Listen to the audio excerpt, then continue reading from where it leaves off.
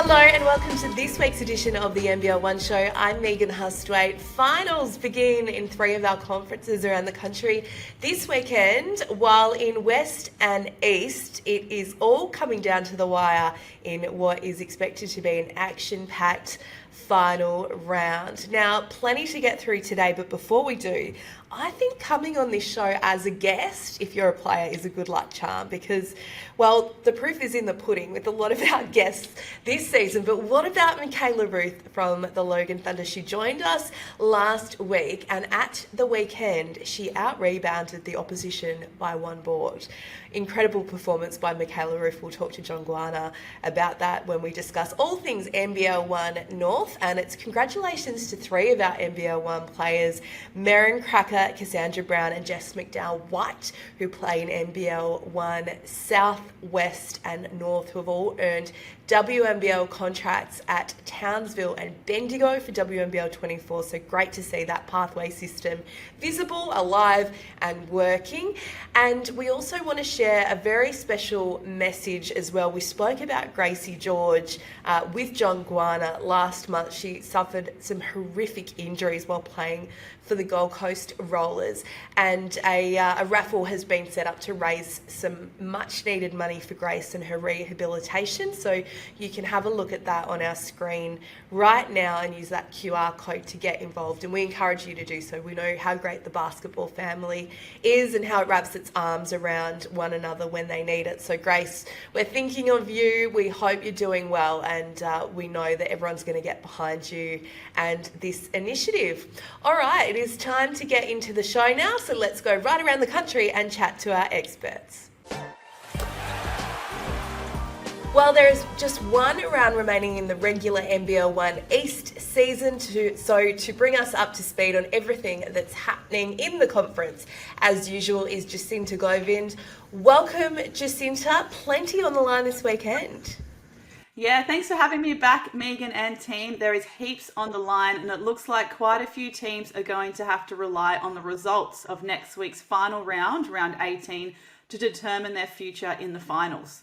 Yeah, we can't wait to see where everything finishes up in the wash at the end of this weekend. Now, let's start with the North's player who has been involved in some of Australian basketball's biggest tournaments over the last 12 months. Emily Simmons has been part of the organising committee, the staff of the FIBA Women's World Cup, and more recently the FIBA Women's Asia Cup. But she's a basketball player herself, and it's fair to say, Jacinta, she went off at the weekend.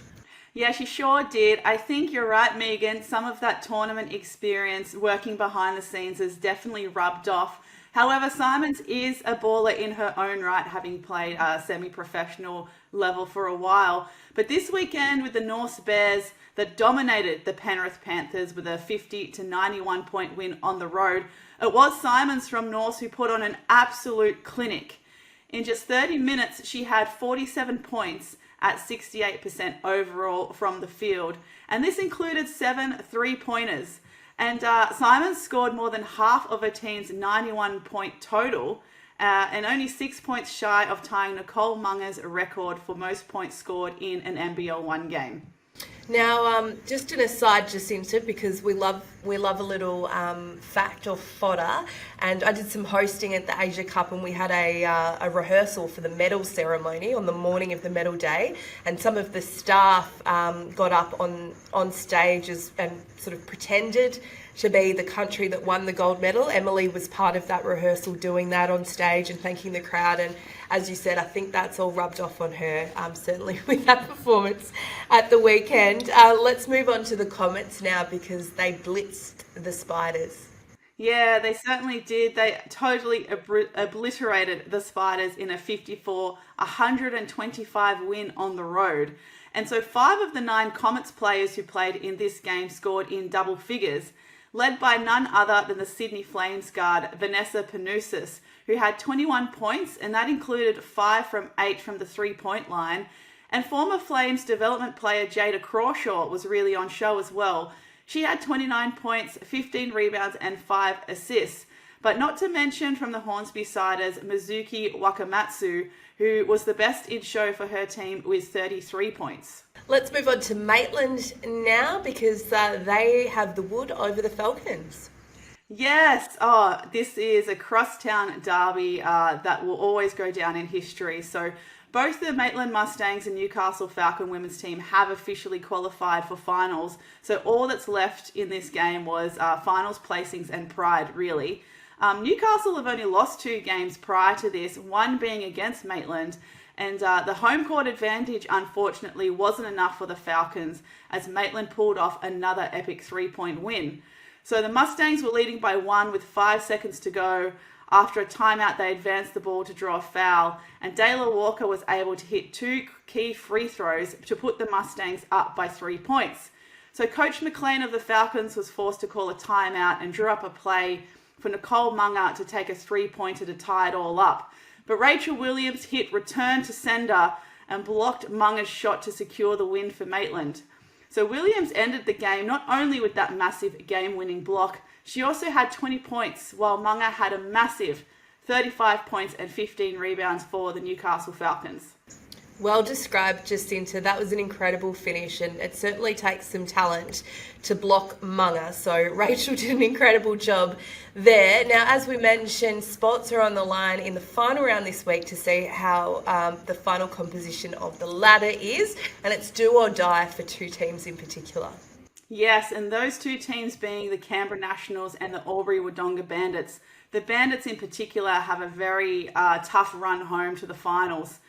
This game was a home game for Canberra at Belconnen Basketball Stadium, and the Bandits went on the road without some key players. However, their stars certainly stepped up to the challenge, with the Bandits winning this game 73-59. Again, it was Michaela Pivic from the Bandits. It was close to her 3rd triple-double in a row. She had 15 points, 17 rebounds, and 8 assists, while Emma Mahadi had 19 points and 6 rebounds, and Ashley Hannon had 20 points and 6 rebounds. But for the Canberra Nationals, it was actually the future Adelaide Lightning players in Lizzie Tonks and Izzy Bourne, who had 20 points, 10 rebounds, and 12 points and 14 rebounds, respectively. But now that the Bandits have secured this win, they retain 8th place for now. But they do face a very hot Maitland Mustangs in the final round, and they are supposed to have their rescheduled game against Comets very soon as well. So as it stands, if Bankstown beat Newcastle in the next round, Bandits need to win both games to retain a final spot. But if Newcastle win, then Bandits only need to win one of those 2 games. Oh, I love those finals permutations. We will look forward to seeing how they unfold over the weekend. Let's switch to the men's side of things now because the Hawks are soaring. They sure are, and I'm not too sure if it's a little bit too late, but nonetheless, they got a great win over the Central Coast Crusaders at home at the Snake Pit in Wollongong, winning 100-72. They were back to full strength with the likes of Tim Conrad and Lucas Waxy Walker back in the lineup, each having 24 points and 16 points respectively. But all eyes on this game was on Noah Pagotto and William Davo Hickey. Now, Pagotto is a rising star in NBL1 East. He had 19 points and 14 rebounds at 75% shooting overall. And the other big stat line, and it's not too often that we get to say that someone hits more assists than points, but for Davo Hickey in this game, he ended with another triple-double with 15 points, 10 rebounds, and 6 assists. And if you go and head to the NBL1 social media pages, you'll be able to see a really great clip of a big alley-oop between Pagotto off one of Hickey's very nice assists. Great to see some young talent doing great things. Speaking of talent, let's talk about Hayden Blanky. Yeah, so Blankley, he's been big for the Bruins all season, and he had his work cut out for him in this doubleheader weekend. Tough weekend for the Bruins in round 17. They played the second place Inner West Bulls and then the 7th place Hills Hornets. So Bruins came within 12 points of the second placed Bulls, losing that one 90-102. and they came within 7 points against Hills, but losing that one 96-89. But Blankley was doing absolutely everything he could to put the Bruins in the best position to snatch a win. So he had 30 points, 10 rebounds, and 7 assists against the Bulls, and then backed it up the next day with 21 points, 15 rebounds, and 7 assists against the Hornets. And it's worth noting that Blankley is third in the league for rebounds per game and also fourth for points per game. He's been very close to a triple-double lots of times this season, so fingers crossed he can get one to finish the season in round 18. Yeah, it might be this weekend. And finally, the Gunners have one of their guns back.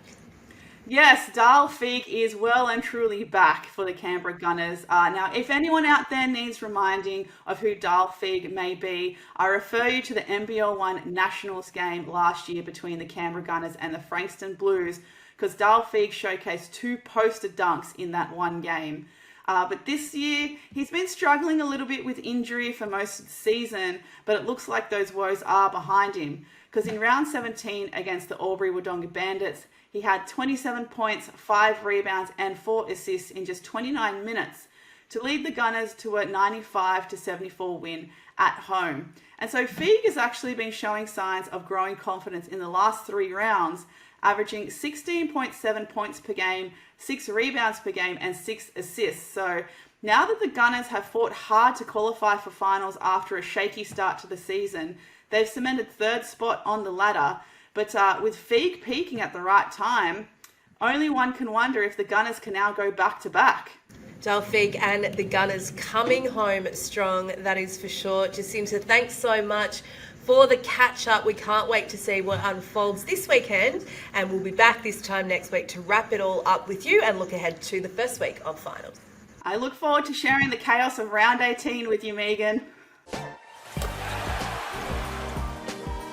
Well, it is finals time in NBL1 Central, and to chat about how we got to this point is Tristan Prentice. Welcome, Tristan.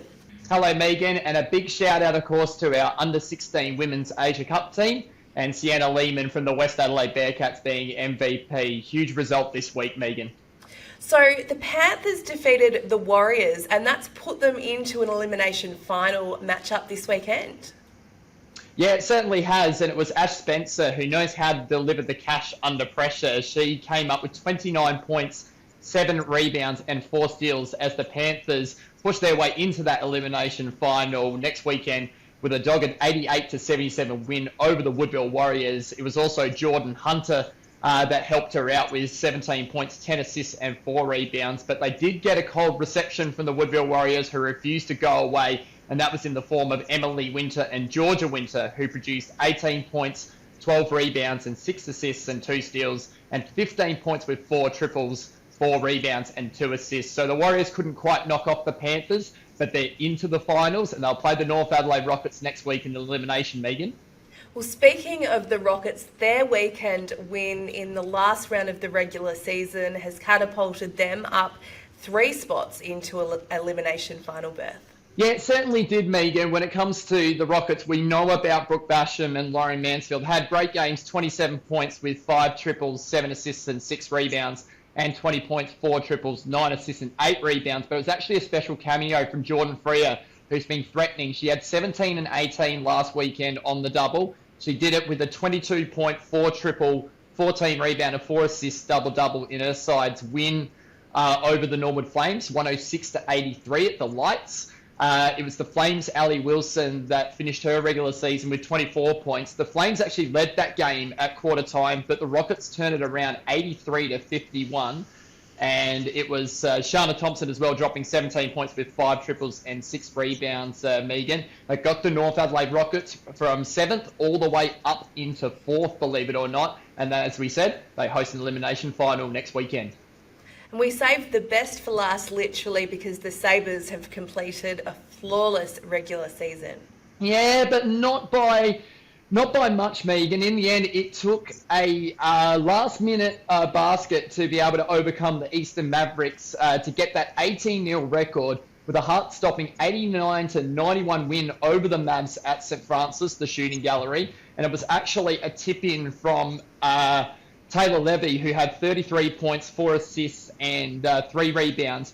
That was waved away by the 3 officials in the end. They deliberated over it for a couple of minutes before they made the decision, which would have sent the game to overtime. That Sabres game actually helps them equal the record that was set by Joe Hill's North Adelaide Rockets in 2018 when they went 20-0 in the season and ended up finishing actually undefeated, including the grand final that season. So we'll see if the Sabres can do the same, Megan. Olivia Bradley, just quickly, of course, a massive double-double, 26 points, 14 rebounds, and 3 assists as well. 18 and zip is a sensational home and away campaign for the Sabres, so congrats to them as they head into the business end of the season. And we move across to the men's side of action in NBL1 Central now, where it was a thriller between the Flames and the Rockets. Yeah, it was, and certainly at the time the Northern Flames didn't know what other results were going to be happening around them. They had to win, and they found a way to do it through Trey McBride, who went all out across 4 quarters to produce 30 points, 6 rebounds and 4 assists and steals as well, as his North Adelaide Rockets, as his Norwood Flames took out the North Adelaide Rockets 90-88. The Lights, Jack Stanwicks threw down a big dunk in the game that's worth having a look on the socials. 15 points and 8 steals for him. Isaac Miller-Jose with 16 points and 6 rebounds. The Rockets did everything they could to try and stop them. Riley Harrop, 20 points. Akecha Lear, 10 points and 19 rebounds. Coop McCallum, 15 points and 10 rebounds.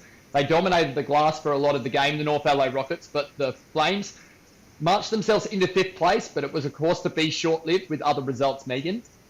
And at Mitchell Park, otherwise known as the Jungle, the Warriors and the Panthers also played out a thriller. They did indeed, Megan, and it was Yohan Stepney who actually only had 5 points at 3-quarter time, but almost finished with a triple-double. He had 15 points, 14 rebounds, and 8 assists, but it was actually Riley Meldrum and Ben Jansen that got the Woodville Warriors going over the South Adelaide Panthers in their thrilling 79-76 win at the Jungle, as you mentioned. Jansen had 15 points, including 3 triples, and Riley Meldrum 20 points, 4 triples, 4 rebounds, and 3 assists. It was Daniel Johnson that quietly climbed his way to 23 points, 11 rebounds, and 4 assists for the Panthers, while after some initial foul trouble for Alex Starling, he stretched his way to 21 points and 15 rebounds. And believe it or not, Megan, they're both going to play off against each other again next week. It's both grand finalists next week in the elimination final, but only one is going to go ahead. It's unbelievable to think that this result turned itself up. Fancy that. Well, the West Adelaide Bearcats celebrated one of their servants' special milestones in winning style. It certainly was. We know him as Hammer down here in NBL1 Central, Megan. Hamish Stouty played his 200th game, and he celebrated by producing a triple-double with 14 points, 11 assists and 10 rebounds. But the game also highlighted 3 Tyros of the future to look out for. Lockie Albrick, of course, with the Illawarra Hawks, notched a game-high 30 points, 11 rebounds and 3 assists. He also cashed in on 6 triples, showing his long range. And then there was the kid out of high school in Knox that signed with the Adelaide 36 as a development player, Fraser Roxburgh, collected 20 points and 6 rebounds. And we talked about the 15-year-old prodigy from the Southern Tigers in Alex Dickinson, usurped his previous best with a whopping 28 points with 5 triples, 8 rebounds and 5 assists. They are 3 to watch out for in the future of the NBL, Megan. Yeah, records are plenty with the Sabres and also the young teenager doing big things. Looking forward to finals this weekend, Tristan, and we'll chat about the opening weekend of that next week. No problem at all, Megan. NBL1 Central is coming down to the wire in these finals coming up this weekend. The finals begin in NBL1 North this weekend, and just in the nick of time, John Guana is back with us, thank goodness, to talk about all things basketball in Queensland. Welcome back, John. What a weekend it's going to be. I cannot wait. I missed this last week. You guys did very, very well without me. Big shout out to Michaela Rue for holding it down for NBL1 North. But man, finals are here. I can't believe we're talking finals already. Now, before we get on to what happened at the weekend, a unique thing about NBL1 North is that you have the best of 3 series, and you're the only conference to do so, but we love that because it means more hoops. It does. That's for the grand final series. So whoever makes it to the grand finals is best of three. And I've been around for a few years. I've seen a couple of clean sweeps, but I've also seen it come right down to the very end in that third game. It makes it an exciting time. It helps benefit the association that gets to host that grand final as well, hosting potentially 3 games over a weekend. Really particularly benefits those teams out in rural Queensland, which is great. But man, a best of 3 series, anything can happen, which is awesome to see. You mentioned Michaela Ruth filled in for you last week. She had big shoes to fill, and then she filled her shoes again at the weekend. She had a massive doubleheader. She had a monster doubleheader over the weekend. And I do got to say, I did watch it back and I heard Michaela say her rebounding numbers probably shouldn't be as high because she should be finishing better. And that might have been the case. We did have the Logan Thunder in the game of the week, and Michaela missed a bunch of her shots in that game, which led to her getting 35 rebounds and 25 points.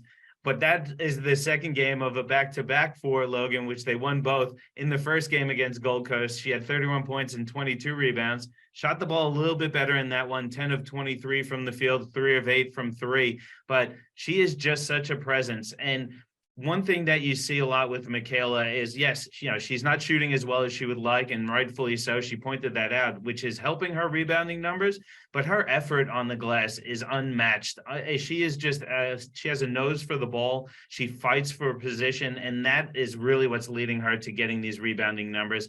Yes, she has missed a few of those easy layups. There was a few times she had 2-3 offensive rebounds in a row before finishing or getting to the free throw line, but she's still a presence. And the best thing about Michaela is she is not selfish. She will create for anyone and everyone. She draws so much attention. You saw it on the game against Gold Coast. She had 8 assists as well on top of those 31 points and 22 rebounds. She was fantastic all weekend long, and a huge part for Logan being and finishing in that second spot. She's up for MVP. She's going to have some competition though, for sure. Yeah, she is, and unmatched, as you said, when it comes to all things defensively. She out-rebounded the opposition by 1 board, which was incredible. Now, speaking of the MVP conversation, Courtney Woods continues to put her name up in lights. She sure does. And, you've heard it from me almost week in and week out on this show that I think Courtney Woods is the MVP. And if I got a vote, it probably would go to Courtney because she's been doing it all season long. She has had to step into a role which she was uncomfortable with and nothing that she's done before in playing that point guard spot. And she's done such an amazing job. Northside, yes, they have struggled a little bit recently, but they've been the top team all season from round 1, and they finished top of the ladder going into finals this weekend. And Courtney had a huge part in that with a big win over the Caps. It was 101-72 against Brisbane. Courtney had 31 points and 5 assists in that game to go along with 3 steals. Let's talk about efficiency. 13 of 15 from the field. She was a perfect 5 of 5 from 3. She didn't get to the free throw line. To score 30 points without getting to the free throw line once is pretty impressive.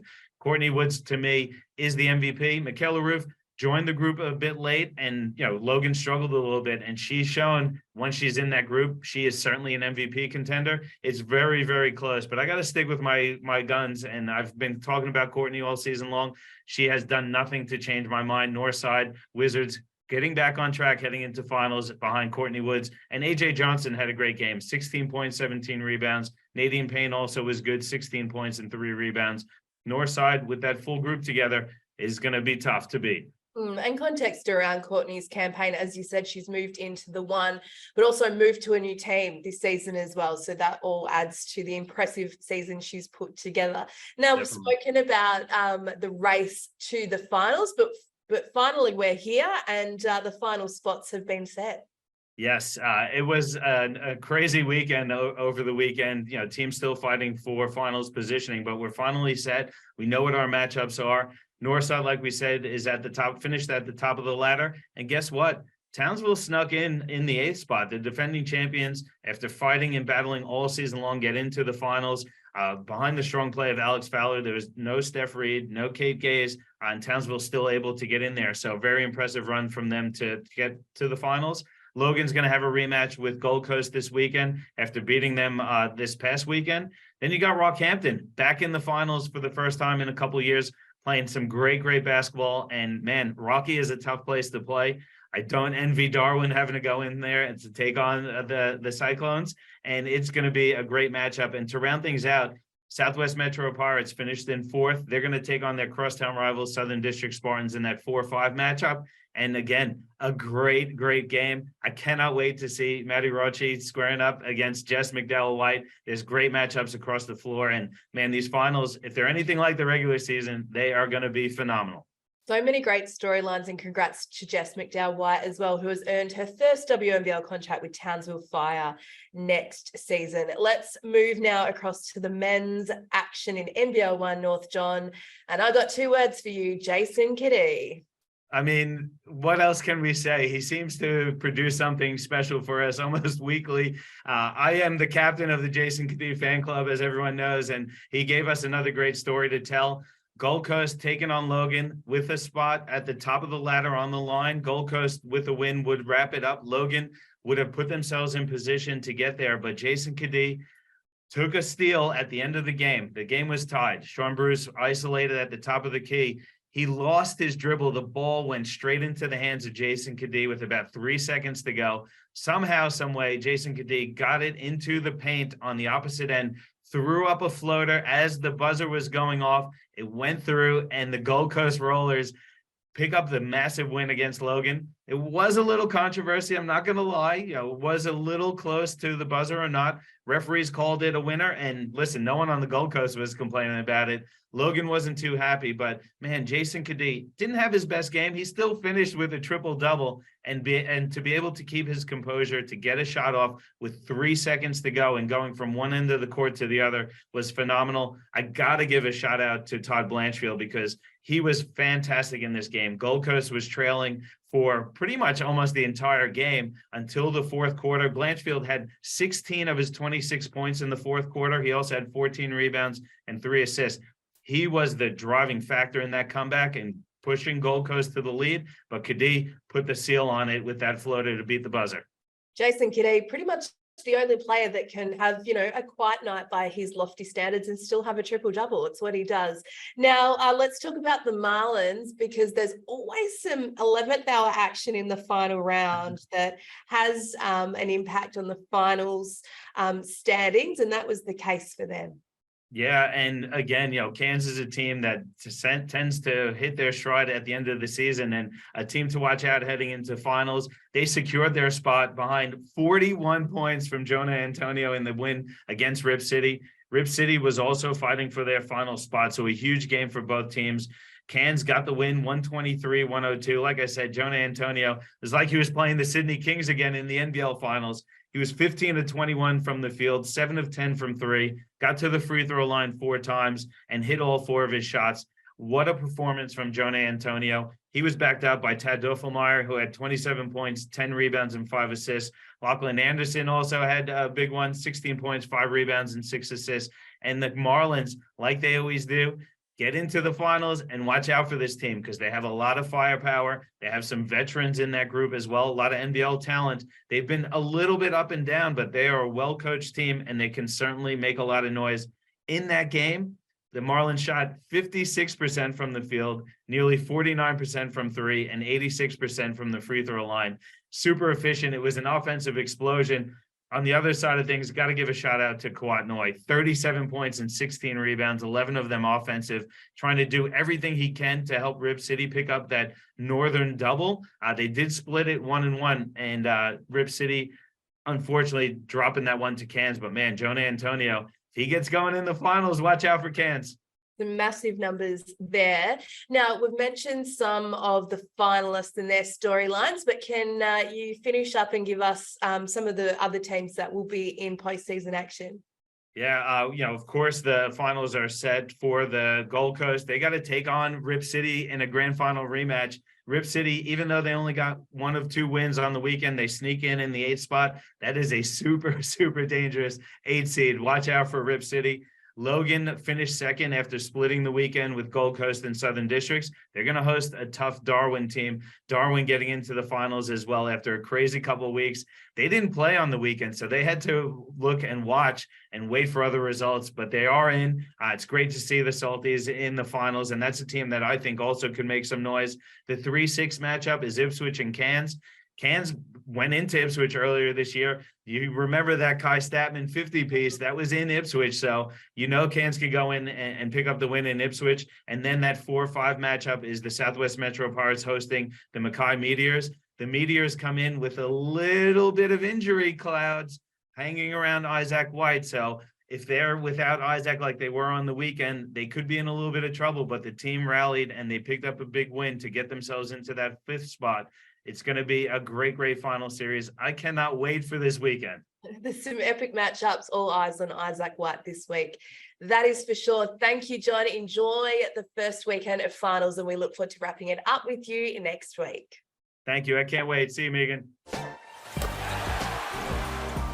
Well, there is just one more round of the regular season to go in NBL1 West, and to bring us up to speed on everything that's happening in Western Australia is Greg Heyer. Welcome, Greg. You are looking very fresh with that haircut too.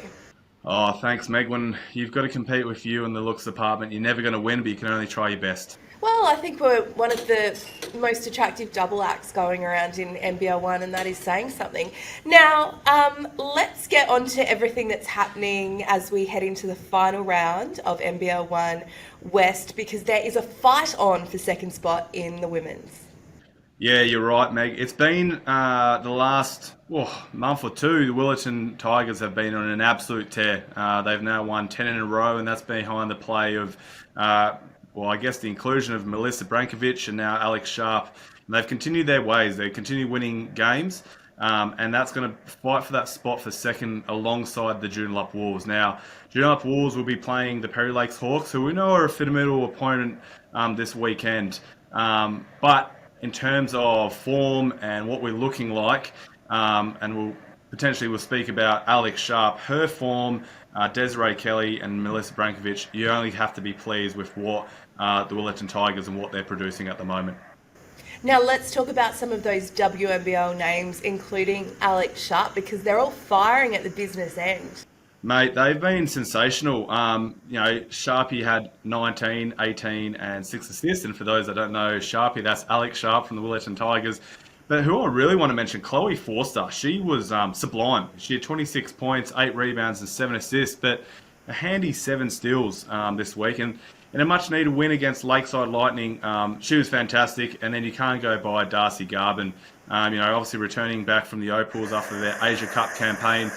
She tried to do everything to ensure, I guess, that the Giants could win. Unfortunately, didn't win over the Rockingham Flames. But in their last home game of the season, she had 32 points, 13 rebounds. And it's just always pleasing to see that best talent playing in your local competition. So really refreshing across the board.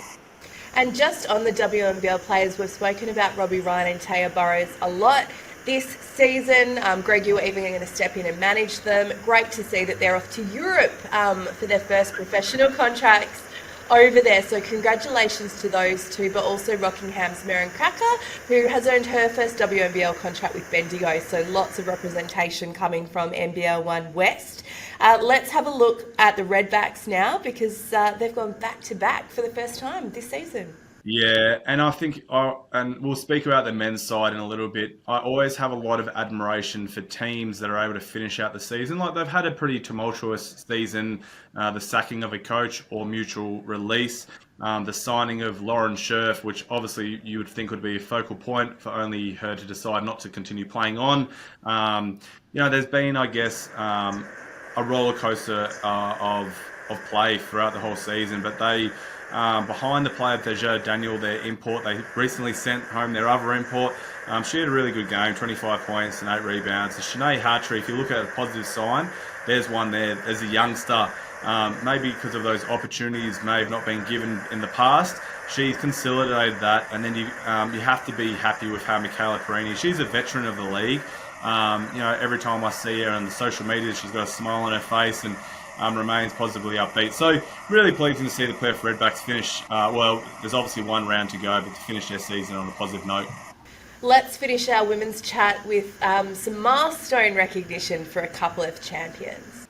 Yeah, well, you have to go by Kesa Milovic, who's about to accumulate 450 games this weekend, and what a unbelievable, effort in that regard. And then, you got Costoni from the Joondalup Wolves. She accumulated 250 games. Sort of very fitting that they reached those milestones around weeks where the Milovic family is synonymous with the Mandurah Magic. She's played in Goldfield Giants, then came to the Joondalup Wolves this year. She's trying to chase that title, but on, I guess, opposite weeks, because I know they're best friends, and Casey was a mentor. So yeah, incredible efforts by all, and pleasing to see these milestones completed in the regular season.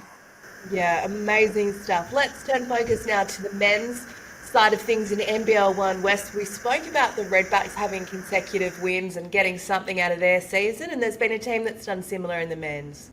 Yeah, the Bunbury Slammers split the weekend 1-1, but they were competitive against the Perth Redbacks this year.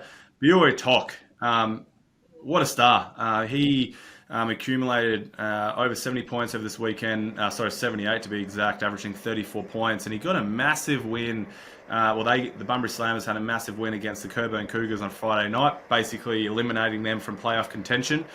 Similar, again, like they've had a frustrating year, but I remember when I used to play against them, they were a team that you couldn't just chalk up for an easy win. They played in the right manner. Their mindset was competitive, and you've got to love that. Like, there's a young group. Hopefully they can retain all that young talent. But massive shout out for him. Like, for him to continue competing in that way. Ben Stevens, who's now third in the league for rebounding. He's been a pleasant surprise. And another little shout out to Xavier Cotton, who's a up and coming young guy, left the Perth Redbacks to come to Bunbury. But you've got to love those underdog stories, and he's taken advantage of his opportunities. So well done for the Bunbury Slammers, splitting the weekend, but positive signs for that club. And a well done for the Buccaneers as well, because they needed to get the job done at home, and that's what they did. Yeah, exactly right. They split the weekend last week against the Perth Redbacks, and then now they play the Perry Lakes Hawks, and that's who you're fighting for that top two spot. They're both neck and neck, 2 and 3. Liam Hunt made his return. He's been gallivanting all around USA. I thought he would propose to his fiancée. He never did. Disappointing by Liam, but hopefully when they win the championship, he'll be proposing on one knee at the Bendat Arena. No pressure, Liam. I know you'll be listening. But look, the storyline across the board was 7 players in double figures for Geraldton, and that was led by youngster Johnny Narkle. He had 18 and 10. And so you have to be pleased. They've already got guys, Zach Katorna, Sean Stewart, even Aaron Ralph and Liam Hunt. They can put points on the board, but to have a consistent scoring effort across the board, Malik Munier, really positive signs, really impressive win. Daniel Alexander, he was great in the first half. He had 21 points when I was watching the game and finished with 25. But they've dropped a couple now, so they're going to be tested. They've obviously got a tough encounter this weekend. But, look, Geraldton at their home court, that top 2 is pivotal because it's rare for them to lose any games on that home court. Let's finish with a comeback for the Wolves, which was inspired by 2 of its biggest guns. Yeah, CJ Turnage and Quinton Dove. I mean, if I'm putting a little smoky selection on who could win MVP, it's Quinton Dove. Smokey not diminishing his play, but this last month, he's put up 40-point games. He had 33 and 10 this weekend. They had a 29 to 12 final quarter on their home court. Inconsistent play, but and to beat Lakeside Lightning, who I guess will be ruining their chances there. That's 4 games of 3 games against top teams. Where they haven't been able to cross the line, so disappointing for them. But geez, to finish that game 29 to 12, 17-point turnaround last quarter, and it started. CJ Turnage made a pretty crafty pass to Quinton Dove in the 3 to put him up, and then they held on to that spot. So the Wolves would be flying from that. But yeah, very interesting times heading to this last week to lock up those final positions, and I can't wait for the playoffs to begin. Yeah, can't wait to see how it all unfolds this weekend. And of course, we'll be back this time next week to chat to you about the first week of finals. Greg Hire always bringing us up to speed with everything in NBL1 West and putting the pump on people when it comes to their marital status or perhaps soon to be changing marital status. Thanks, Greg. We'll see you next week. Thanks, Meg. I need to do it. It is finals time in NBL1 South, but to chat about how the season ended, Matt Hickey joins me as he always does. Happy finals to you, Matt. Yes, merry finals, happy finals, happy finals. Let's go with happy. I like a merry finals. It is a merry time at Bendigo where the women have finished this season undefeated. They have had a hell of a campaign, but they had to work hard to finish undefeated. Yeah, they certainly did. So they finished the season 22-0, which is just unbelievable. On Saturday night, they got a relatively easy one over Ballarat, winning 91-75. But the big test, as you mentioned, came on Sunday. They cut it a little close, 98-94, eventually getting the win over Knox. Meg McKay, she had a massive weekend, and in that one, she had 29 and 18. I mean, you've just got to tip the hat to Bendigo. I'd be interested if you were a coach whether you'd maybe prefer to have at least dropped one during the season, so you don't enter the finals undefeated, but 22-0, what an achievement. So Bendigo's undefeated season has kind of had Mount Gambier in the shade a bit. We know the season that they had last year, but gee, they're still going to be a tough prospect.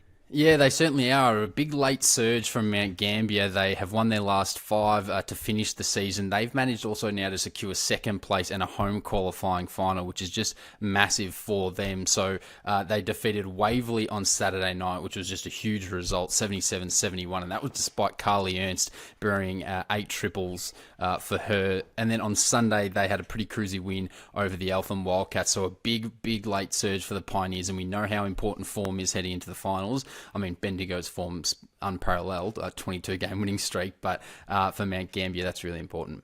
Congrats too to Cassandra Brown, who has earned a WNBL contract with reigning champs Townsville Fire. So we know that Bendigo and Mount Gambier are the 2 hot favourites, certainly going into NBL1 South Women's Finals. But Matt, is there a bit of a wild card or a team that has a lower finals position that will certainly contend for the championship?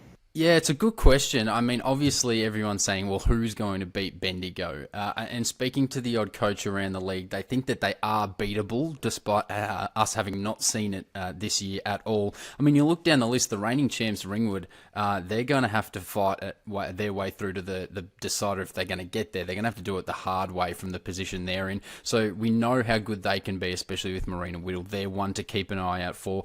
But I mean, every team's got its share of stars, and I think...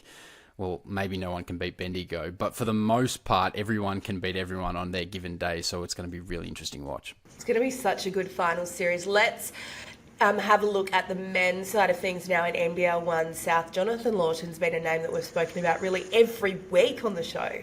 I know, especially the last month, it's been nuts. His last 5 games have been sensational. He finished the regular season against Nuttawading for Ringwood with 41 points, 7 rebounds and 4 assists. It was in a loss, but you look over his last 5 games, he's averaging 31 points, 6.6 rebounds, just under 4 assists, and actually surprisingly 2.8 steals, which is below his lead leading, I can't even say the term, lead leading, there we go, I'm that excited about it, record of 3 steals per game. Now, because of Ringwood's tough season, it's probably hard to see him in the All-Star 5, but his numbers have been incredible for the whole season. 3rd in scoring, 1st in steals. It's going to be interesting come awards night. It's going to be a very interesting awards night. Now, teams that aren't in finals contention, it can be said that they don't have much to play for, but we certainly saw at the weekend 2 teams that were at the other end of the ladder. There was a lot to play for them.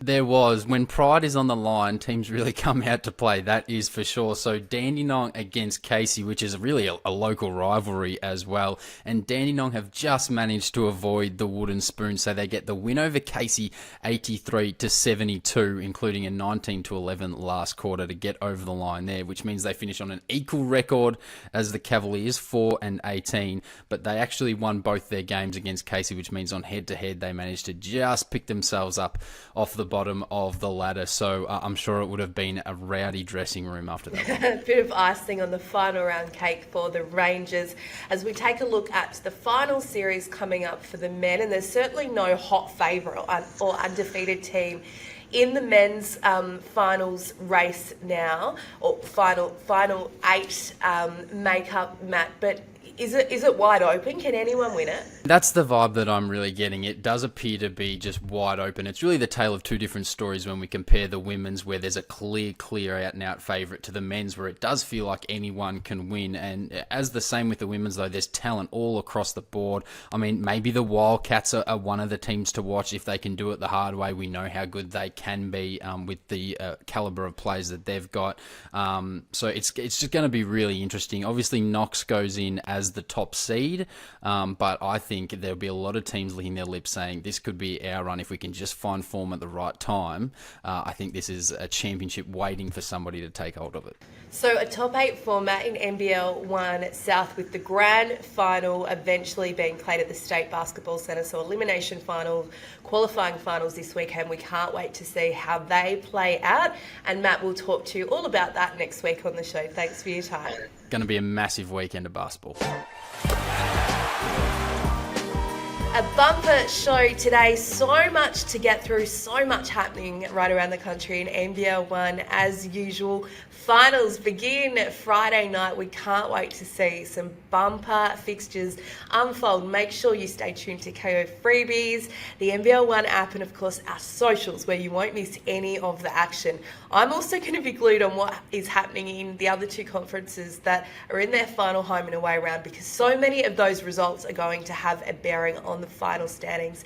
Enjoy the basketball wherever you are this weekend, and we'll see you this time next week on the NBL1 show.